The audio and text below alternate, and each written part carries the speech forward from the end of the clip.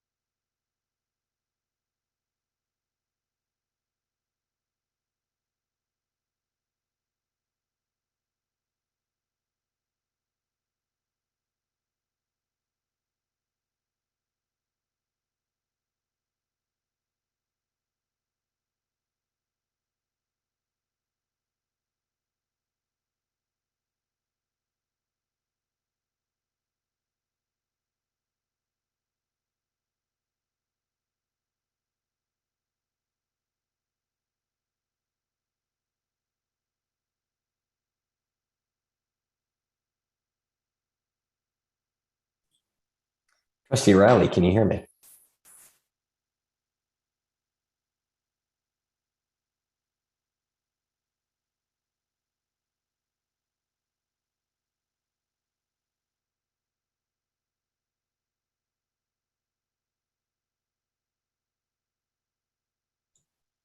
Chip, I can hear you. Do you need something? Yeah, I thought there was a note that most of us were supposed to stay out of the executive session for the first 5 minutes. Should I join now, or am I supposed to sit out for a few minutes? You're supposed to sit out for a few minutes. I sent you a link to another room if you don't want to sit in this main room where it's being broadcast to YouTube. But I think if you've dismissed that, then you would have to leave and come back for me to add you back into it. So it's not, you can just wait here and I'll move you over when you can move into that other room. Perfect, thank you. Okay.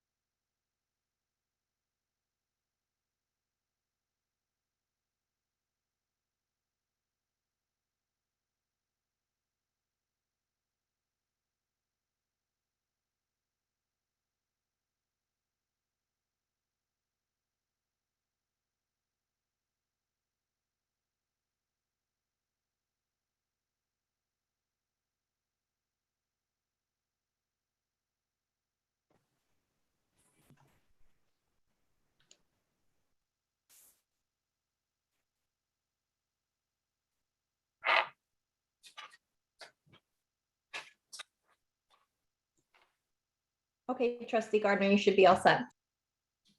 All right, thank you, and good morning, everybody. Welcome to the public session of our special Board of Trustees meeting. And the first order of business is I have a statement to read in terms of participating via technology. Governor Mills issued a special directive allowing the University of Maine System of Board of Trustees to meet via technology due to the COVID-19 pandemic, as long as roll call votes were taken for each of the action items. The trustees participating by technology will be counted towards the quorum. And to confirm trustees' attendance and to ensure trustees are able to clearly hear and understand the proceedings and each other, the clerk will take a roll call for the members of the Board of Trustees. So, Ellen, could you take a roll call for this meeting? Certainly. Trustee Bartholomew, Yes. trustee Kane, Yes. trustee Doak, Yes. trustee Dobson, Yes. trustee Donnelly, Yes.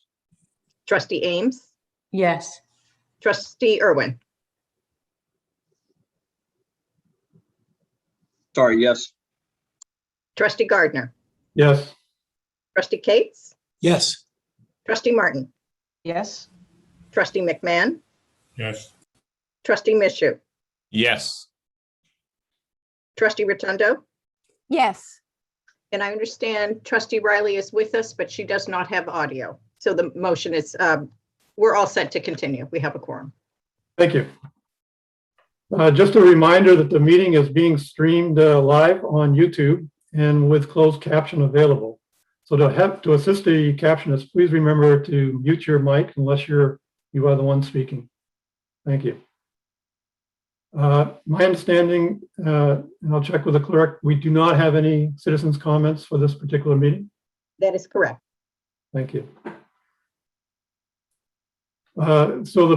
This meeting has been called for a couple of agenda items. The first one is an action item, which will be to discuss the updated operating budget for an approval, hopefully, of the budget for the FY 2022 budget. And I'd just like to make a couple of comments. I'd like to thank the Chancellor, the presidents, and Vice Chancellor Lowe, and all of the people that have worked very hard on pulling this budget together. Picked up the work usually starts, and I'm sure we'll hear about it. It starts way back in the late summer, early fall of last year, and continues through the year. And it's just an immense amount of work. We're very grateful to the support has given us this year, and also the legislative body and their actions. And there is a lot of information here to be shared today. So I just want to acknowledge, on top of getting through the very challenging FY21 and the pandemic with what I consider very excellent results and very hard effort by everybody, we now have a budget for FY22 to consider before the board today. I just want to acknowledge that it comes with a lot of work and a lot of challenges in pulling it together. So with that, the first action item is the budget for FY22, and I'm going to turn this over to Vice Chancellor Lowe for a review of that. Excellent. Well, thank you, Mr. Chair. Just want to just echo your initial comments and thank the Chancellor, the presidents, and the CBOs, the campuses, for all of the hard work on this budget. This is our third budget that has been heavily impacted by the pandemic. It has changed the way we've had to budget over the last few years. This is the second budget in a row that we've had to change the approval process until we understood more of those kind of key budget drivers and key variables that were constantly shifting during the pandemic. So I want to thank everyone for the patience. I did also want to thank two people in particular. I wanted to thank Miriam White, who does the work of 20 people during this budget process, starting back in July all the way through. That keeps us all organized and on track, and certainly we wouldn't be here without her hard work. And I also want to thank Trustee Donnelly, who's been a great partner as FFT chair as we've gone through this. this board and that his committee in particular meets very often, but then he also makes himself available every Friday morning. We talk, including this morning, talk several times during the week. Been a great partner as we've worked our way through this. So wanted to thank him as well.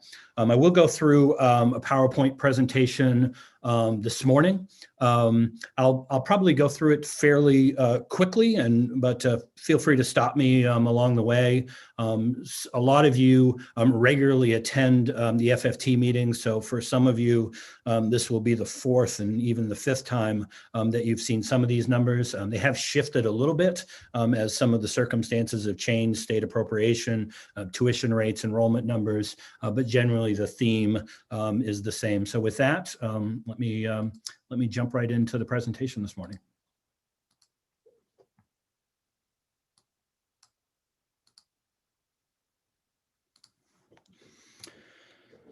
Okay, as the chair mentioned, just briefly wanted to note the budget schedule. This is a full year-long process that we do.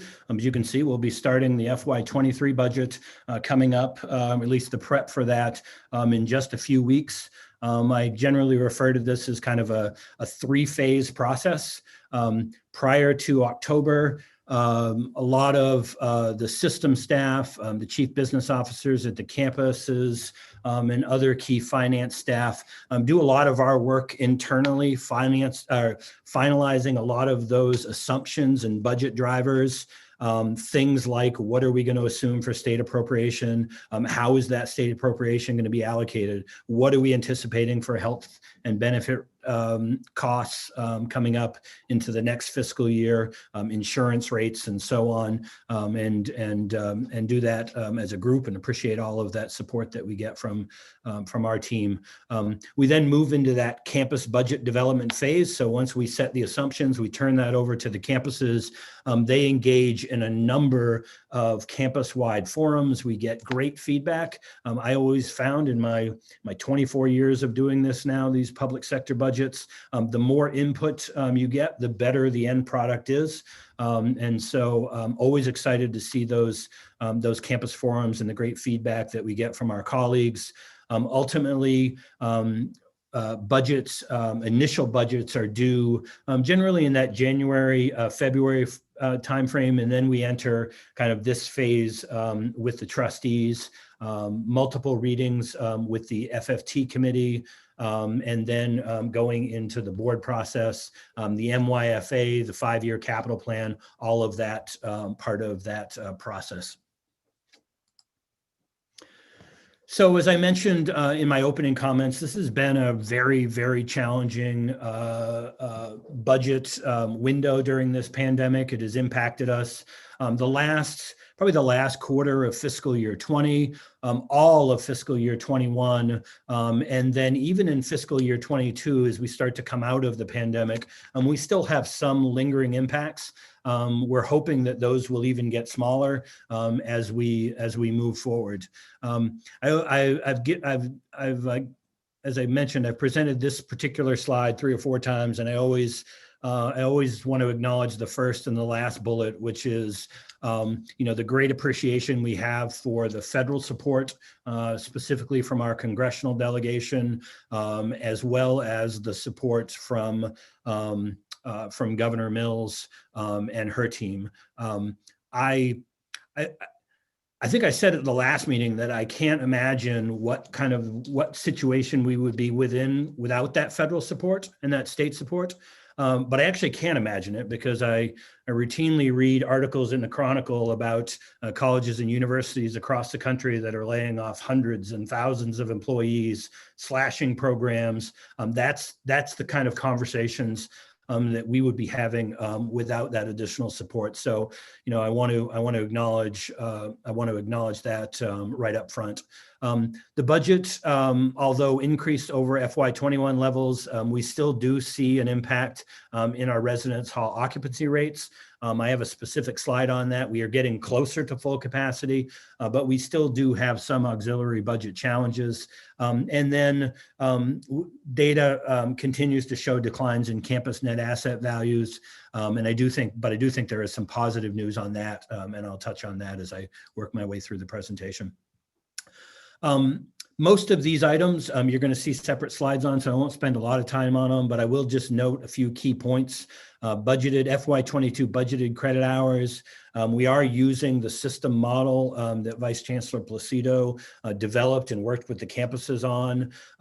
Budgeted credit hours in FY22 are up slightly, about 0.6 over FY21 actuals. The budget does include the 3% increase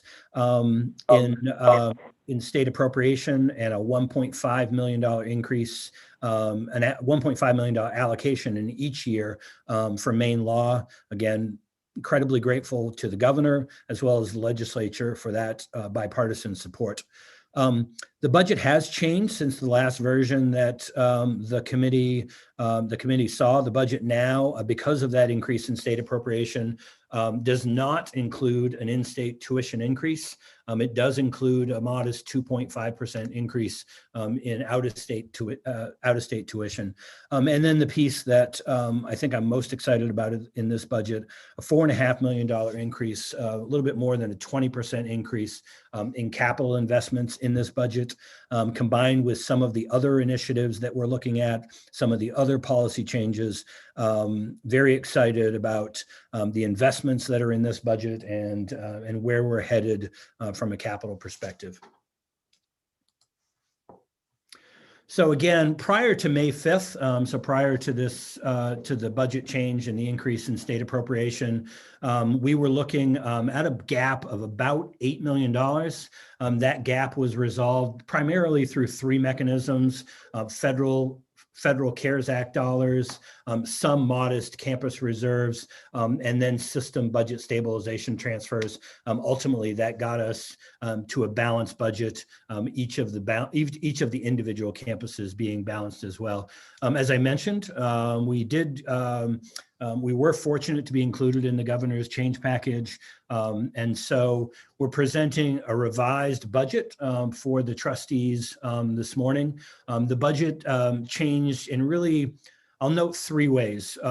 One is the change in tuition policy. So instead of a 2.5% increase for our in-state tuition, I'm certainly pleased to report that in-state tuition will be flat for all Maine students.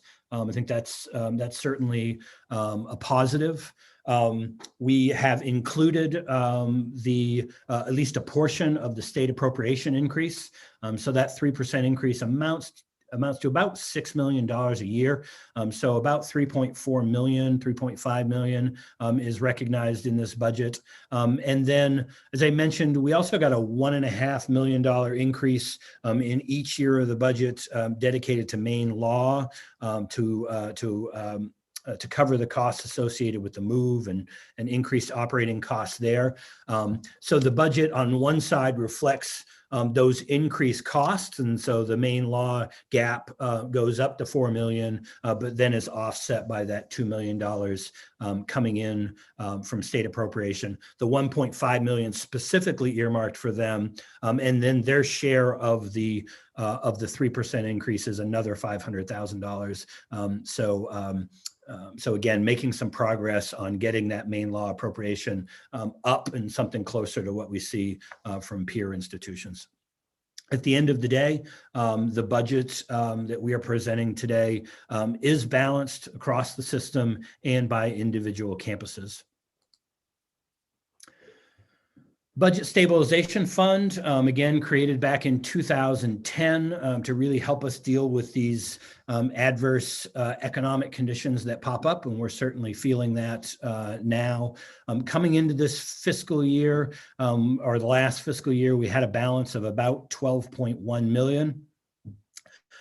Trustees had initially authorized in 2021 about a $5 million transfer to 2 of our campuses.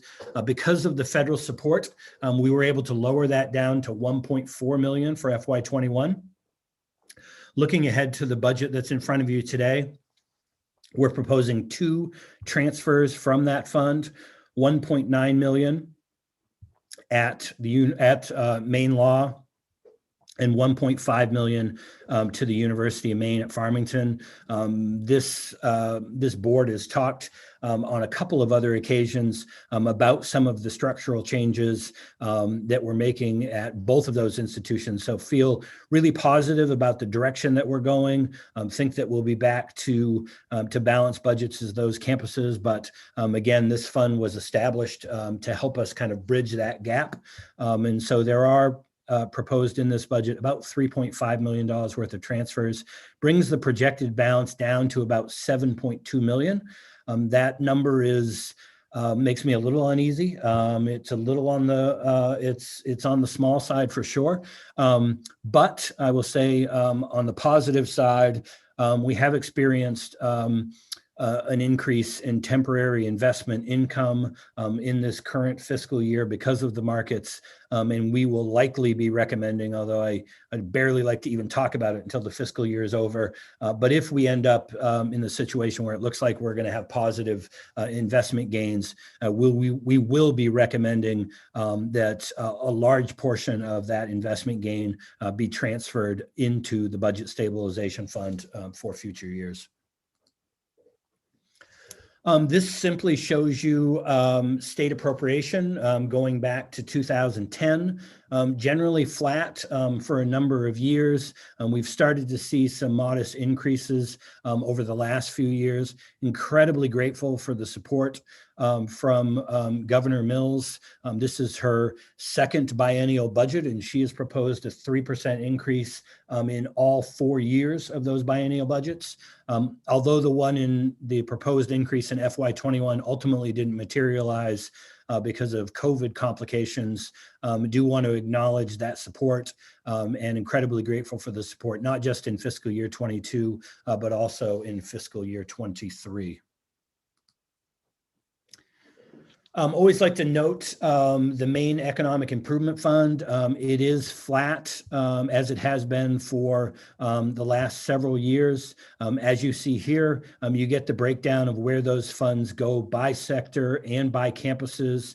About 77% to the University of Maine, a little less than 20% to the University of Southern Maine, and then about 520,000 in the small campus initiative. That number bounces back and forth depending on carryovers, but falls anywhere between 500,000 and 600,000.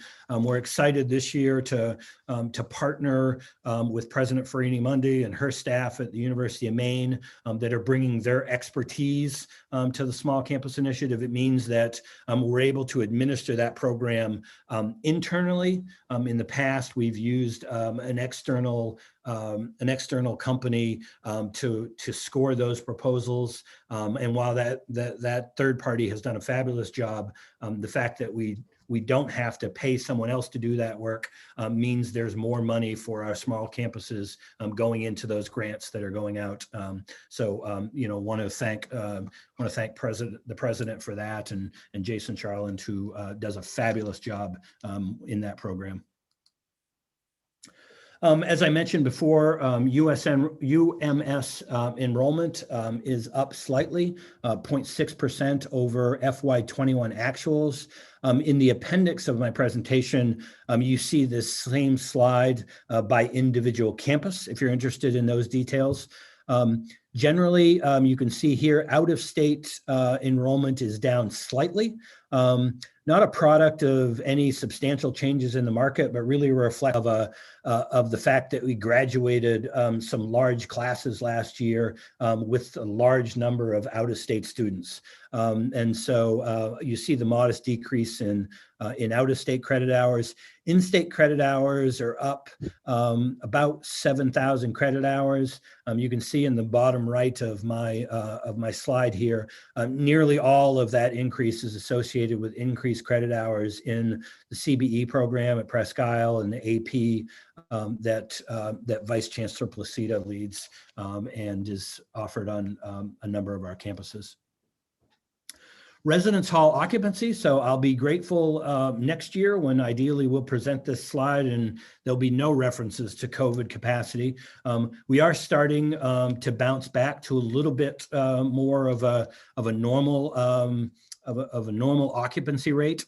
So again, you can see in red here where we've adjusted what you would call kind of what we call our COVID capacity, really just a reflection that that we needed to reduce capacity, that we moved away from triples, that we needed to recognize, reduce capacity when we had a limited number of bathrooms, for instance, on a floor. So we have increased COVID capacity for fiscal year 22.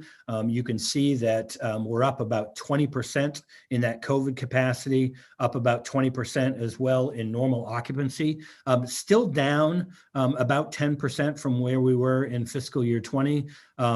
But we do feel much more comfortable about these numbers. These are conversations that we will revisit throughout the summer, the fall, and even into the spring to see if there's additional demand, is there additional capacity as we work our way forward and we move out of what will hopefully be pandemic impacts on residence halls. FY22 recommended tuition rates. And so the rates here, I'm excluding UMaine and UMaine Machias for just a minute, and I'll reference those on a separate slide. But as I have noted previously in this slide deck, in-state tuition is flat for the current year. Folks will recall that our tuitions are based on 3 bands, $245 at the smaller campuses, $288 at Farmington and USM for in-state rates, and those rates again are flat.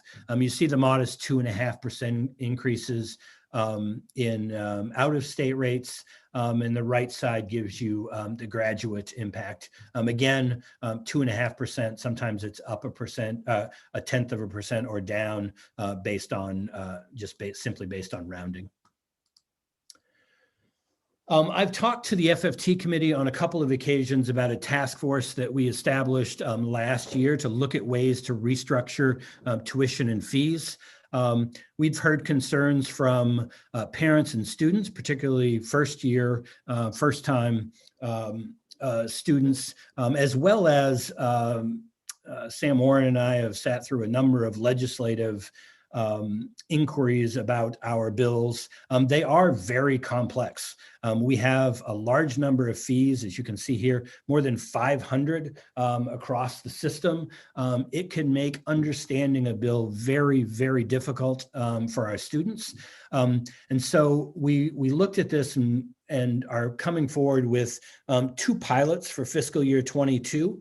The first one is at UMaine and the University of Maine and Machias. And what we do there is we essentially collapse all of the fees into the tuition rate. And you'll see that detail coming up on the next several slides.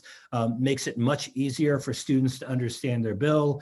The president and her team have done a ton of outreach to the campus, to students on campus. I think this has been received very favorably.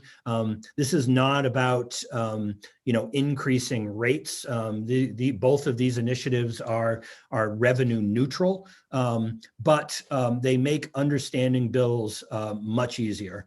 At USM, they're not rolling all of those mandatory fees up into the tuition rate just yet. So think of theirs as more of a 2-step process. And so what they have done is taken all of their fees and combined them largely into a single unified fee. So now you've got a tuition, you've got a unified fee. There will be cases where there's 1 or 2 fees that make sense to keep around, but generally you're moving from 8 or 9 lines on a bill to 2 or 3. Now, I'll just briefly go through some of those details over the next few slides. So again, that 3rd band of tuition at the University of Maine is $308. Again, Joanne and her team went through kind of really a deep dive into that. And found that if you rolled up all of those fees on average, they were about $80. And so you see that rolled into that new credit hour rate. The same for out-of-state, NEBI, and on the graduate side. At the University of Maine at Machias, as you would expect, not quite as many fees. So when you roll that up, it comes to about $37. So these will be the two pilots that we will run in FY22. We'll learn a little bit from this experience. I think it's helpful that we've got two campuses approaching it in slightly different manners. We'll learn from that. We'll take feedback from that. And then when I'm presenting this budget to you next year, we'll either have all the other campuses moving in the one-step method or in this two-step method. We'll have the advantage again of student feedback and so on as we roll this out on additional campuses. So again, really want to thank those two campuses as well as, or three campuses, I guess, counting the University of Maine at Machias for stepping up and agreeing to pilot this work over the course of the next fiscal year. Same information here, except this is the proposed online rates. Again, you see that $80 adjustment there. At Machias, it's the $37 adjustment. So you see the $245 going up to $282. Again, these are revenue neutral over what students were paying before. And then a great example here, I think, at the University of Southern Maine, undergraduate and graduate side, you can see what a bill might have looked like before. And again, in some of these cases, if we were attaching a fee to, say, a business course, and you signed up for 5 business courses, well, you've got 5 lines of fees simply for that now.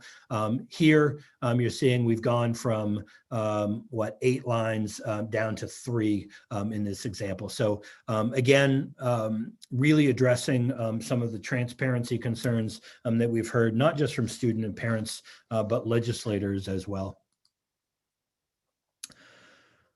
Tuition rate has been a focus of the trustees for certainly in my 11 years now at the system. In that time, we've frozen tuition as often as we've increased it. In those years where we do increase tuition, we've gone to kind of an informal policy of limiting that tuition increase to the state's consumer price index, so that we're not outpacing income growth by Maine residents.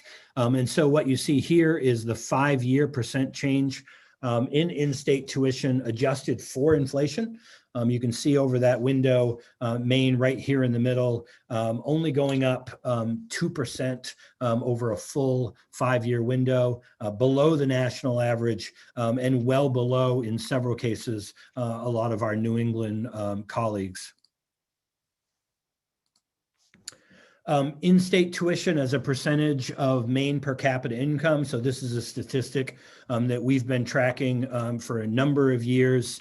We saw some steady increases in the early 2010s, both because per capita incomes were stagnating, as even though we had modest increases, it was continuing to increase. You can see the impact of policy changes since then, frozen tuition for several years, and even in the years where we've increased tuition, it has been somewhere in that 2 to 2.5% range.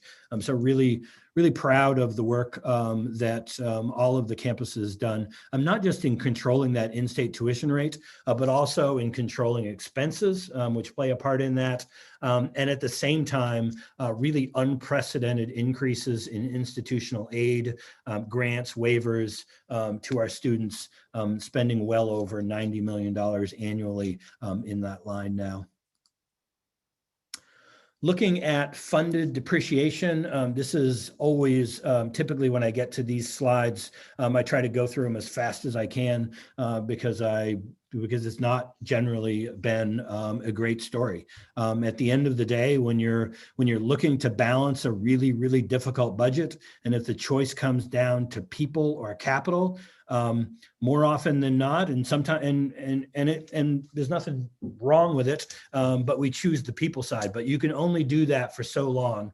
You can't do that decade after decade and not end up with failing infrastructure. And ultimately, that's where we've been in recent years. So this budget, I think, is a huge step in the right direction. As I mentioned early on, a $4.5 million increase, 20% increase in funding over fiscal year 21. We did that through two methods. One was when Governor Mills restored the FY21 curtailment as it rolled into FY22. We used those resources exclusively on capital investments at our campuses. And then, consistent with a policy that we implemented a number of years ago, we've looked for campuses to increase their investment from one year to the next. We started off at 3% a number of years ago. Then we looked for a 3.5% increase the next year. And now we're up to 5%. And now that we've got a really robust base, we'll be back next year talking about how that base has increased at a minimum of 5.5%. So continuing to make progress here. You can see total funded depreciation system-wide is up 12%, up to 67% funded in 2022. Pay particular attention to this 15.6 million that you see here in capital investment. Here's that same number again. Now you can see how those investments are broken out by campus. Both those ones that are going to be spent in facilities and infrastructure, equipment and vehicles, and so on. This is the advantage of having the 1 year and the 5 year capital plans. There were times when we might have this amount of money or a lesser amount. We get into the fiscal year and then we try to figure out where we're going to spend it. And I won't say more often than not, but certainly a reasonable amount of the time, we would get into the fiscal year and say, well, we didn't hit our enrollment targets. So instead of spending, this 300,000 or this 2.7 million, we're going to use that to help us balance our budget. We have changed that policy now. So you will see this 15.6 million go into capital investments. To the extent that it's not spent in the upcoming fiscal year, it will roll over into a reserve to be spent on those same capital investments or new capital investments in the following year. Again, following that same 15.6 million, you can start to see now, here are the project details by campus, by E&G and auxiliary. You can see that information again here for all of our campuses. And here's that same $15.6 million number that we've been following through. Takes a lot of work to get us through this level of detail. So I want to acknowledge the great work of Chip Gavin, of Carolyn, and all of the facility staff across the system. Last couple of slides here. So FY22 proposed budget, E&G. I won't spend a ton of time on this, although I'm happy to answer any questions. One of the things I'll note is there are some larger than normal percentage increases that you'll see over the course of these next 3 slides. It's not necessarily because we're making huge investments from one year to the next, although clearly the dollars are going up. A lot of it reflects the fact that we're starting to work our way back to normal budgeting. So if we included, the FY20 base over here and the FY19 base, oops, sorry about that, you would see that this number right here going from 28 to 39. Well, 2 years ago, maybe this number was 42. And so we saw the dip associated with COVID, and we're starting to see that bounce back to more normal numbers. You see that up here, for instance, in travel. These numbers, both of these numbers are well below what we were spending as a university back in 2019, for instance. You see over here, FY22 revenue on the E&G side, about 43% state appropriation, half of that, half of our revenue coming from net tuition and fee revenue. Certainly excited to see this state appropriation wedge getting a little bit bigger over recent years. Compensation, a huge portion of our expense budget, 72% on the E&G side, as I've mentioned several times, as high as 80% and higher on some of our campuses.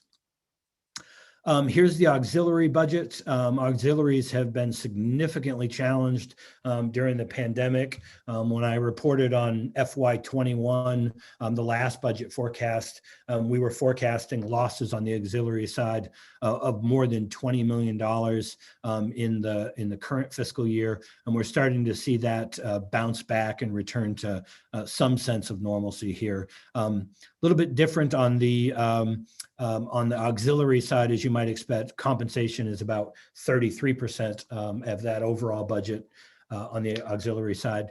And then here's your overall roughly $580 million expense budget system-wide, 67% compensation, about 30% of that coming from state appropriation, 43% net tuition and fee revenue.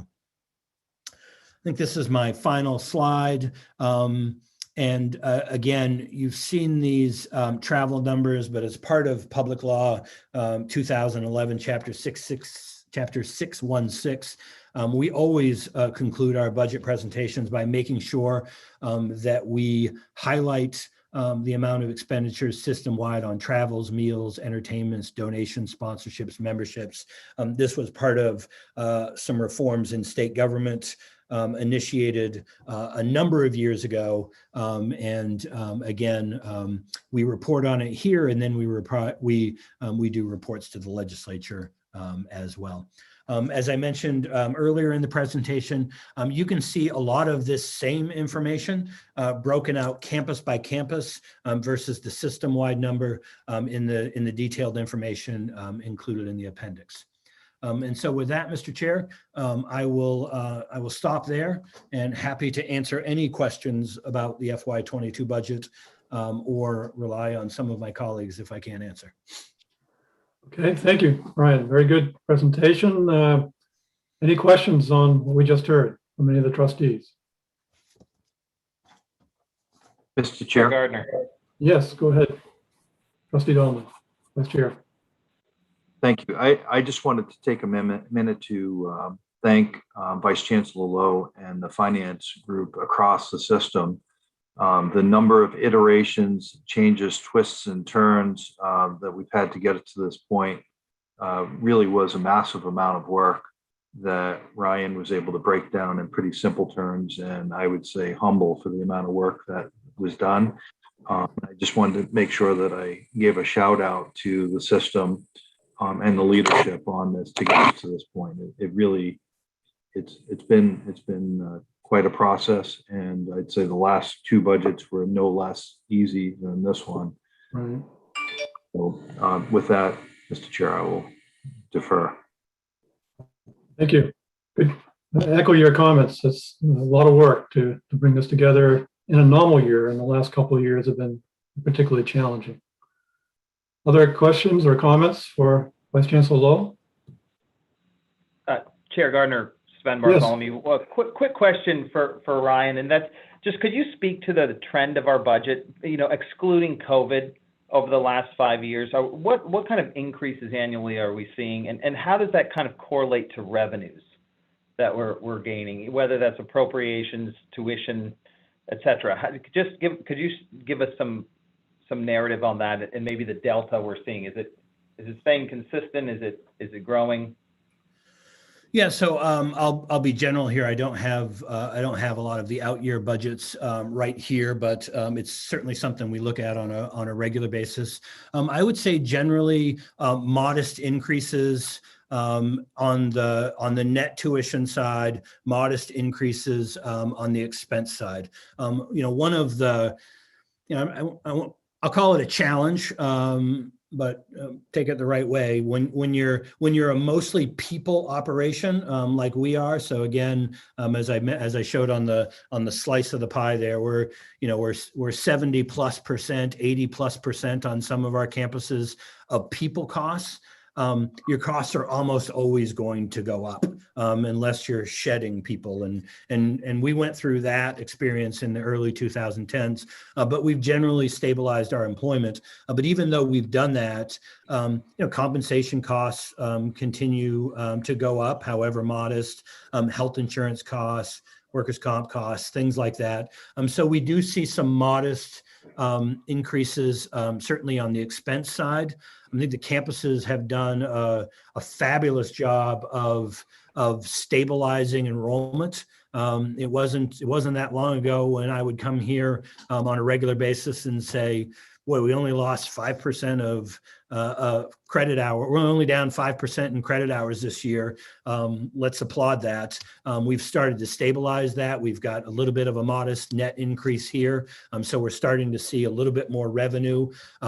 As long as those are kind of going up at the same pace, then things have remained relatively stable. Go back 5 years, the expense side was still kind of modestly going up, and revenues were going down at that point. And so we always got in these situations where we either had to make deep cuts in people or we needed reserves to balance our budget. And although we are using some reserves in this budget, they're fewer than we have used in recent years. So I do feel pretty good about the direction that we're trending in. And I'll talk a little bit more about that in the next agenda item when we look out over the next 4 or 5 years as well.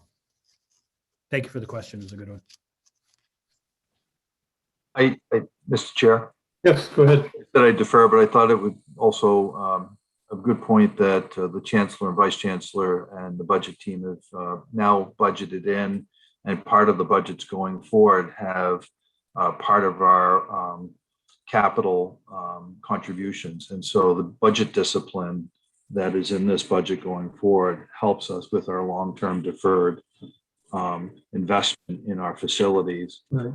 And it's a big change, and it will lead us to better budgeting in the future with continuous contributions to our capital.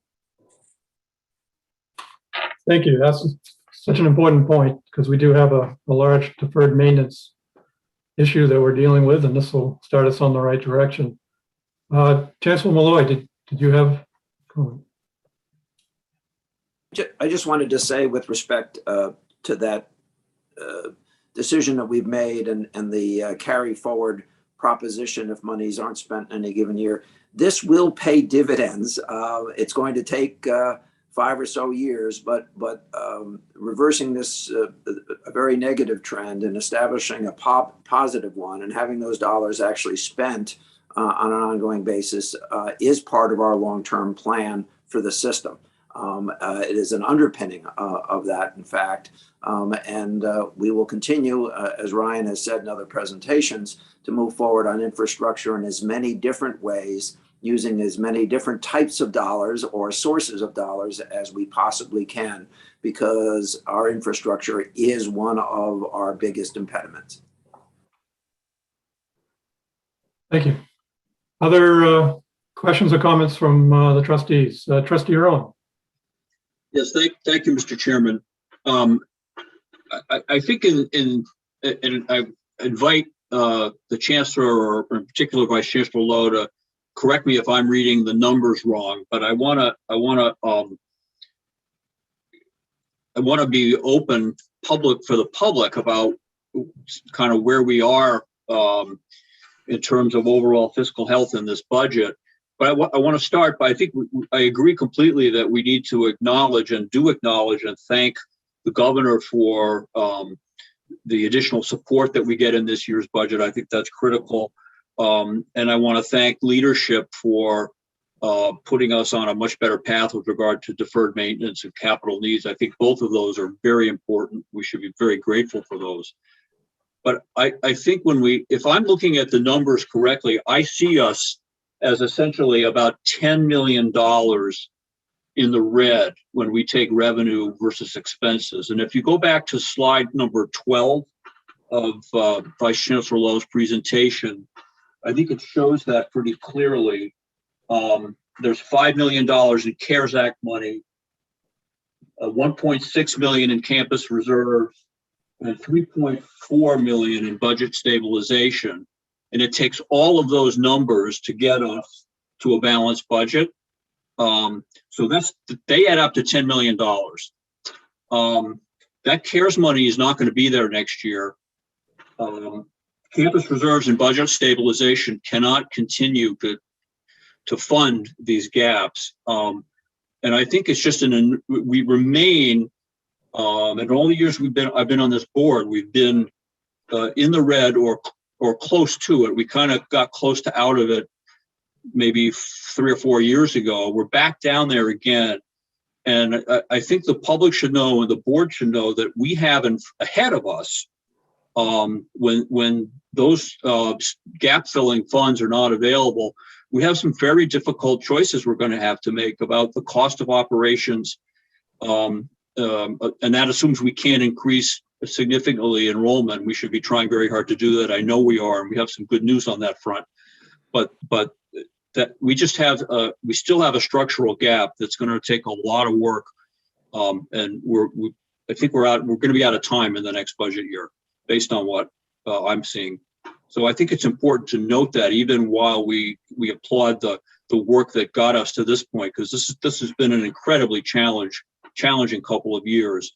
And so this is not in any way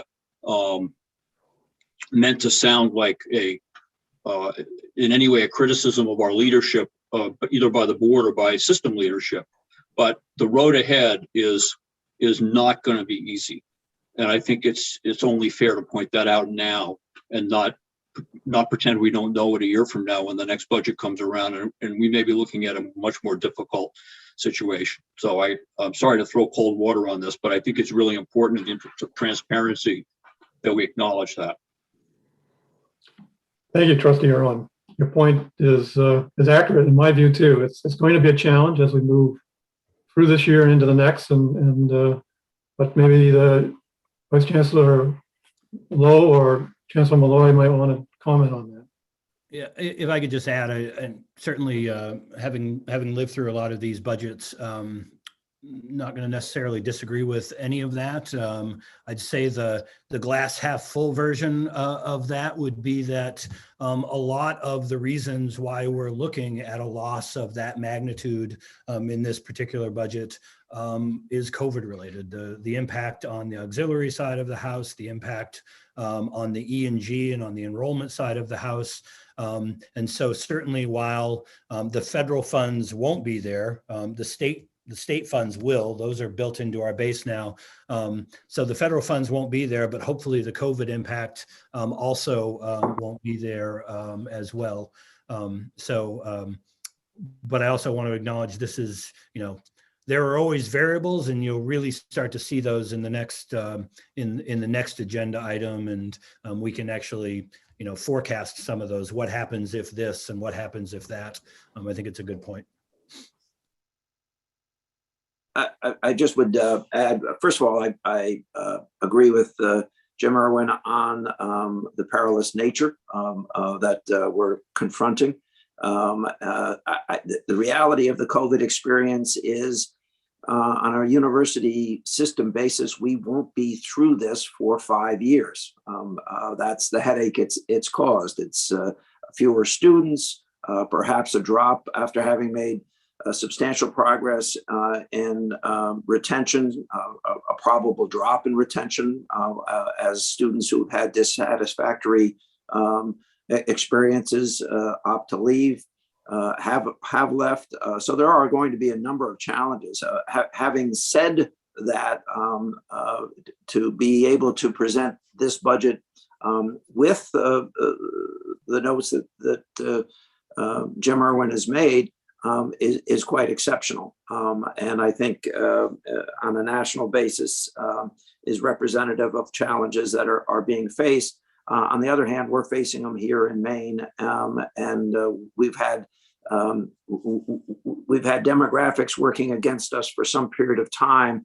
And that's why the at least current rosier picture with respect to student population is something to be celebrated. Having said that, because I make these notes, we are facing more competition than ever before. And that competition under new rules of engagement continues literally until the day a student begins their education with us. So there are these other challenges out there. I do worry that 7 years of flat tuition out of 10 years may be holding us back with respect to economic performance. Having said that, the governor did an outstanding job in assisting us, and we are very, very grateful for that. Whether that can be continued into the future, I have substantial doubt. Thank you. Other comments or questions from the trustees?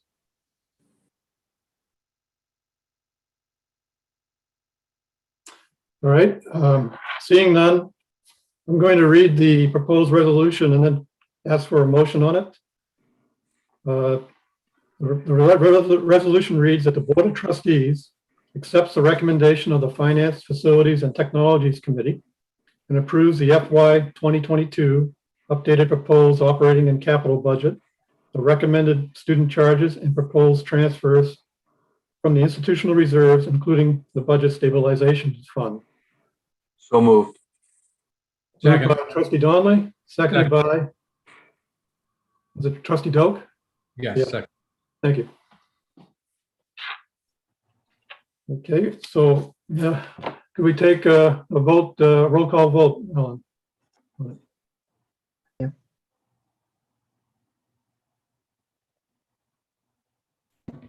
Trustee Kane, Yes. Trustee Doak, Yes. Trustee Dobson, Yes. Trustee Donnelly, Yes. Trustee Ames, Yes. Trustee Irwin, Yes. Trustee Gardner, Yes. Trustee Cates, Yes. Trustee Martin, Trustee McMahon. Yes. Yes. Sorry, Ellen. Thank you. Trustee Mishu, Yes. Trustee Rotundo. Yes. And I'll go back to Trustee Bartholomew. Yes. The motion is carried. Thank you. So you have your budget for FY 22. The next item on our agenda today is it's not an action item, it's really a discussion topic, and Vice Chancellor Lowe has already teed it up a little bit. It's the multi-year financial model, and I will turn it over to you, Brian. Well, thank you very much, and thank all of you for that vote. The first agenda item after we passed the budget in recent years has always been the multi-year financial analysis. This is a 5-year analysis starting with the first year of that 5 years being the budget that the committee has just voted on, and then how that rolls out over the course of the next 4 years. System-wide, I believe we've been doing the 5-year forecast since 2008. I want to give all the appropriate credit there to President Wyke and Miriam White, who put this in place and really kind of laid the groundwork for the model that we have here today. I want to thank. I definitely want to make sure I thank David Jones. A lot of you I don't think a lot of you have met David. David works for Miriam. He is a rock star when it comes to developing these type of models. We used to be, it was a little bit more of a narrative, and then we went to kind of a spreadsheet version, and working with Trustee Irwin, we wanted to build in kind of what if scenarios. Well, what happens if appropriation changes? What happens if our compensation number that we think is this number changes to this number? And every time we go back to David each year with a few new things we want in the model, he consistently delivers favors. And so I want to acknowledge that great work on his part. So we start working with the campuses, David does, several months in advance of this presentation. And we present a very detailed spreadsheet that I'll show you in just a couple of minutes. Campuses fill in that information. We work with Vice Chancellor Placido's model that projects enrollment. That's been one of the biggest changes that we've made. You can imagine if you're a campus and you're asked to forecast, what do you think enrollment's going to look like over the next 5 years? Who wants to say, I think enrollment is going to drop by 7% at my campus? Nobody wants to do that. And so kind of one of the challenges that we had in previous years is that at the end of the day, when you take those forecasts and those 7 or 8 individual campuses projecting enrollment and you stack them on top of each other, even though historically, maybe enrollment was going down 1 or 2%, you put them on top of each other and all of a sudden we're projecting 5 and 6% increases in enrollment. And it just wasn't that realistic. And so we worked with Vice Chancellor Placido's model, built it right into the model. But just as important as that, we built in the ability of campuses to make adjustments. And so, an example would be the engineering investments that are going on at the University of Maine. So not only does the model build in increased expectations around enrollment, but there's going to be an impact on the cost side of the house as well. And so we're not going to add 1,000 students without adding faculty and other expenses on the other side. So we can adjust the model accordingly to make sure that we're getting both sides of the equation. And so let me pull that up. So this is a version of the one-page PDF that was included in the board's materials. What I thought I would do is first show you kind of what's going on a little bit behind the model, and then we'll come back and I'll kind of walk you through it. But this is the level of detail that is in here. You see, first, these are the big assumptions. And so we can't go through and forecast every single line in the budget for every single campus over the next 5 years. That would be all we would do throughout the fiscal year. But we do have these kind of key budget drivers that we know have significant impacts. And one of the biggest impacts is obviously going to be enrollment. So we do have system-wide enrollment numbers here, so you can see projections around credit hour growth over the next several years. Generally, modest decreases, flat. We are anticipating some increases at the University of Maine due to some of the investments they're making. As you would expect, when you have growth here, it's going to mean system-wide growth is probably going to go up as well, given their percentage of the overall system-wide numbers. And so this shows you the overall averages over here.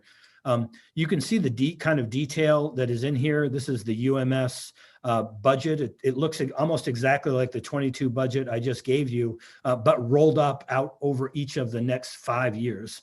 This is the kind of detail when I was doing this exercise, when President Weick was doing this exercise, when we were in state government, that you simply couldn't get. It was more of a back of the envelope exercise. What happens if compensation increases? What happens if revenues increase? This is a lot of detail here and a lot of work that goes in. As I mentioned, when appropriations come in, this is the allocation model that was developed a few years ago. You can see as dollars come in, it's allocated through these various sectors and flows out the other end of the model. We've got assumptions around state appropriation in here, assumptions around state appropriation. And then you can see down here at the bottom of the chart, Again, individual campuses. And so here's individual enrollment projections in a number of categories at the University of Maine, auxiliary projections, opportunities to go in and make adjustments. As I said, you can see the same information in here for UMA, for UMF, and so on for the rest of the campuses. So a tremendous amount of detail that's going on behind this one-page kind of summary sheet that you see here. So let me walk you through some of these kind of top line assumptions that we use. I mentioned in the budget presentation, we do use the state's consumer price index numbers as forecasted by the Consensus Economic Forecasting Committee. We use it a lot of times to drive certain assumptions in the model. So, what do we think non-compensation expenses are going to grow up by? Tuition rate, I've mentioned, we typically tie to that. Sometimes we'll tie appropriation to that. And so that's a key factor. We look at appropriation. Obviously, that is a huge part of our budget, more than $200 million a year coming in from state government to support our overall budget. So you can see for fiscal year 22 and 23, these are the 3% increases that Governor Mills has included in her budget, and hopefully will be finalized and approved by the legislature sometime next week. When we look at the out years, we've consistently gone in over the last several years and asked for 3% increases. Sometimes we get those increases, sometimes we don't.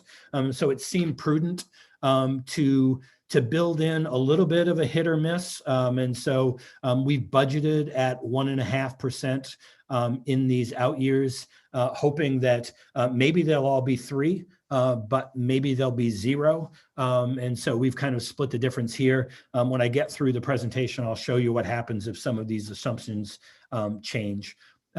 For tuition, we have tied to the CPI number. As I mentioned up here, you can see projected increases of 2.1% going out through fiscal year 21. Compensation, as I mentioned, and you saw in the pie chart in my last presentation, huge portion of our budget, almost as much as anything, probably next to enrollment. This is really what's going to drive the bottom line, what happens in compensation.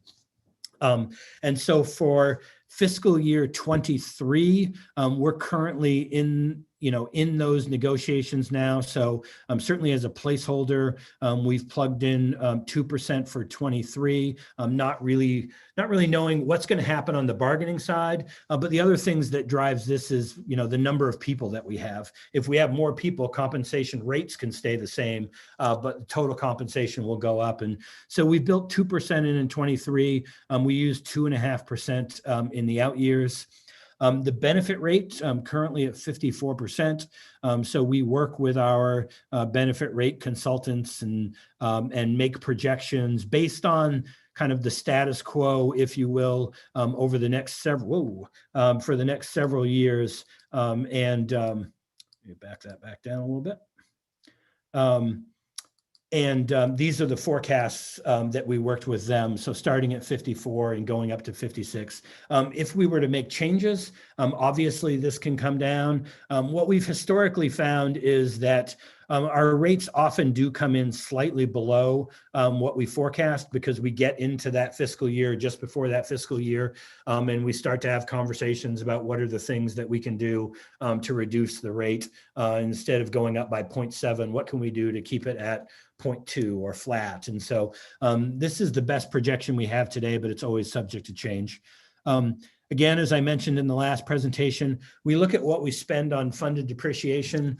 We increased that by 5% in 2022. For 23 out through 26, we look to increase that number by about 0.5% a year.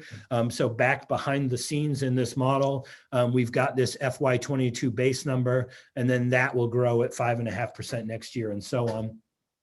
And then think about non-compensation expenses as we know that about 72% of our E&G expenses are personnel. So what are the other expenses that aren't included potentially up here? Things like travel and office supplies and contracting and all of that. And so there's a lot of flexibility that could go into this number, but for forecasting purposes, we've tied that to CPI. We do know when we get into budget challenges, these numbers typically are less. When we're in expansion mode, a lot of times these numbers are a little bit higher.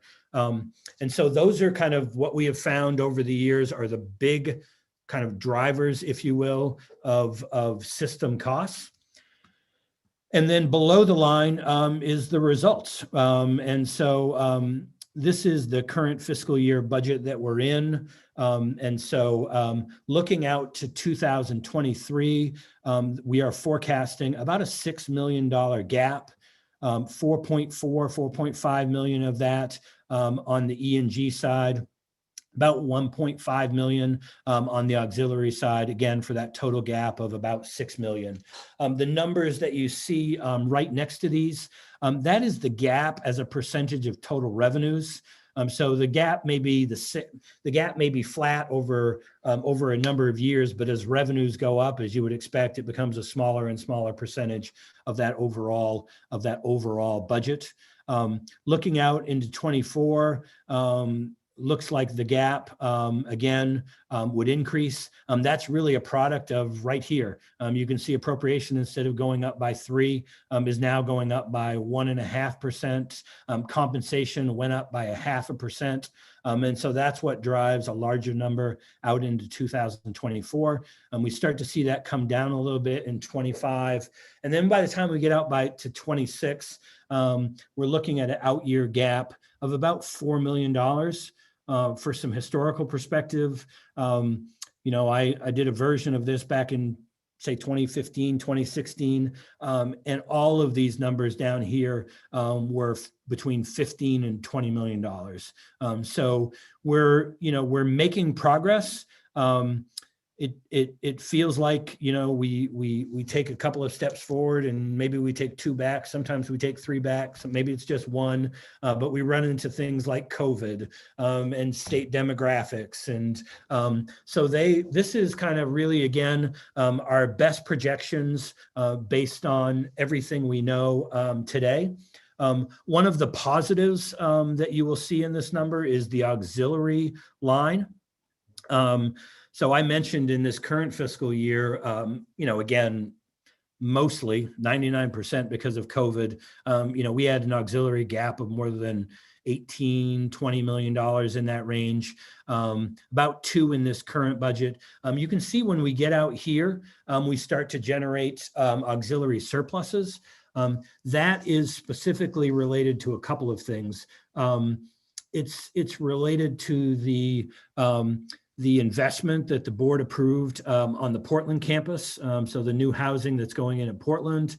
The FFT committee has had a couple of presentations on some potential P3 investments that we're looking at Farmington, that we're looking at Presque Isle. The University of Maine is looking at some investments in its dorms when you get out into 24 and 25. USM is having some conversations about the same thing on the Gorham campus. And so no surprise, as you would expect, if we start making the appropriate investments in our residence halls on the auxiliary side, we start to see some positive revenue coming in from that. And that has helped lifting up some of these E&G deficits. So that's the 5-year forecast. That's what we're projecting out through FY26.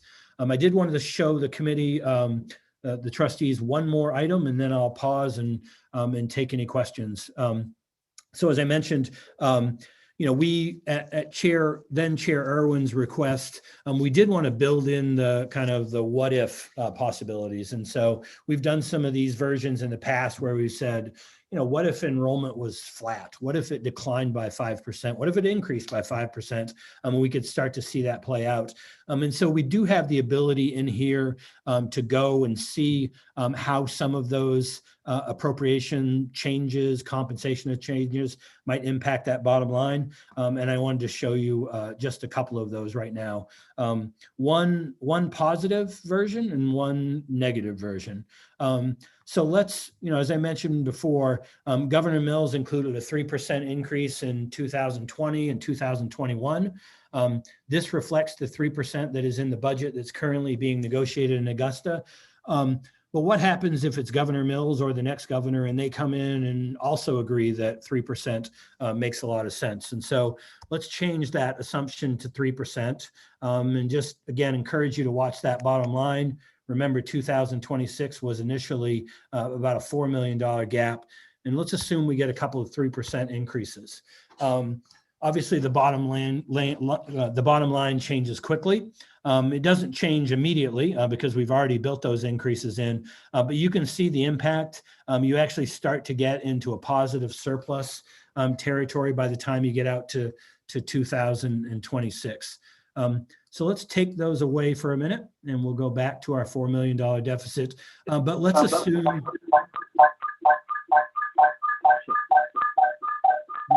Not sure where that's coming from, but let's assume out in 2024, regardless of bargaining, let's assume that compensation costs go up. Instead of 2.5%, they go up by 4%. Maybe there's larger across the board increases. Maybe there's increases in the number of staff, and so the total compensation goes up. But again, I mentioned several times, we're 72% people on the E&G side. So look what happens when you change this just by 1.5%. That bottom line number goes from 4 million in 26 all the way up to 10.5. And then we're looking at a dramatically different picture. It can change just as fast if the percentage were to go the other way. But it does show you, again, kind of the volatility in this way, the way this works, and how reliant the model is on the assumptions that are in here. And so with that, I think that's a pretty good summary of where we are. And I'll move this and we'll be happy to answer any questions if there are any. Thank you, Ryan. Any questions or comments for Ryan?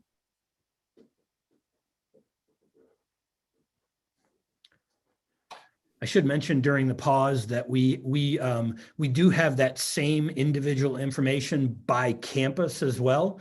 So we know how the $4 million breaks out by campus as well. So if we feel really good about the assumptions, we can go in and look at that detail, and we might see that 4 of our campuses are trending in a positive direction, but we've got 2 campuses, for instance, that really look like they're going to struggle in 25 or 26, and we can identify that now and start thinking about what are the things that we need to do proactively today so that we don't end up with that reality in the out years. I don't like to focus on it as much in these presentations simply because you take a $570 million budget, you make some assumptions, and you roll it out over 5 years. It starts to get, as you would imagine, starts to get a little less clear the further you move out. And if you really drill down on a campus, a really small campus, for instance, where if a Fort Kent, for instance, got 5 more students over what we projected, it dramatically changes the bottom line as those 5 students ripple throughout the 4 or 5 years. And so we tend to focus more in these conversations on those top line numbers, but we do share the model and the individual details with each of the campuses and the CBOs so that we can be proactive. Yeah, the models are very, very powerful too. A lot of us have used them in our other lives. And to your point, it allows you to start projecting the future and hopefully take action before challenges are on you that are unforeseen. Because And it also highlights the point that Trustee Erlin made earlier in the meeting that, we've got, hopefully the pandemic drag on our bottom line is behind us as we move through this year, and we pick up some more of the auxiliary as we move in the other years, but there's still a big challenge with any inflation anywhere in the budget. We're right on the edge, so we've got a lot of work to do. Chair Gardner. Yes, Trustee Bell. Maybe just one point or item of note it would be interesting if we could start trying to quantify efficiencies gained, whether that's leveraging the unified accreditation tool as that comes to light, or through leveraging our operational excellence and seeing how that impacts the model over time, and just maybe a point of reference. Yeah, good point.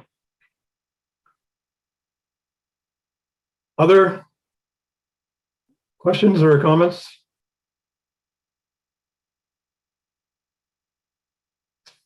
Alrighty, I don't see any, and I don't hear anybody speaking up. So, thank you, Ryan. That was a good presentation, and it's a helpful tool and one that we'll reference and come back to quite often.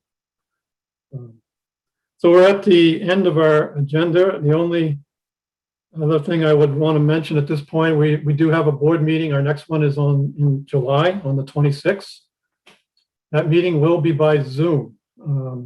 Hopefully it will be our last meeting by Zoom. The September meeting onward, we're looking, and our plan at this point would be to do those meetings in person. And I think, Ellen, Arnold would be the first one in September, I think. That's correct, Chair Gardner. Yep, thank you. With that, I'll call the meeting to a close and thank everybody for their participation, and hopefully you get a nice summer day where you are and get some chance to enjoy it. And if you're headed on into vacation during the month of July, have a great one. Wish everybody well, and we'll see everyone in the committee meetings ahead of our board meeting, and see you all in the July board meeting. So thank you.